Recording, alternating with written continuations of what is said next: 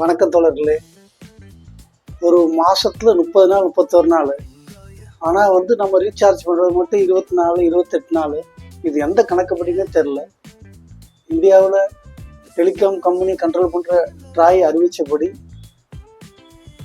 ஆனால் அவங்க 30 நாளைக்கு அட்லீஸ்ட் 30 நாளாக கொடுக்கணும், கம்பல்சரி கஸ்டமர் கொடுக்கணும், கன்சியூமர் கொடுக்கணும்னு சொல்லியிருக்காங்க.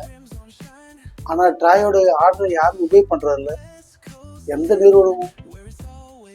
நிறுவனம் பேர் சொன்னாலும் நம்ம இந்தியாவில் உள்ள டெலிகாம் கம்பெனிஸ் எல்லாமே யாருமே ட்ராயை மதிக்கிறதில்ல.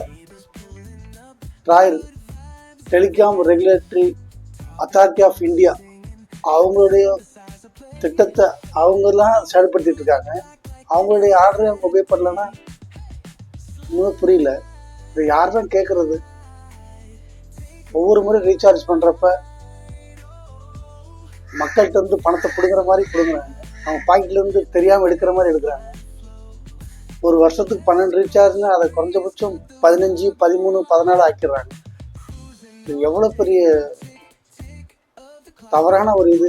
இதை பற்றி நீங்கள் என்ன நினைக்கிறீங்களோ மக்களை எல்லாரும் கருத்தில் உங்கள் கமெண்ட் செக்ஷனில் உங்கள் கருத்தை தெரிவிங்க. நன்றி, வணக்கம்.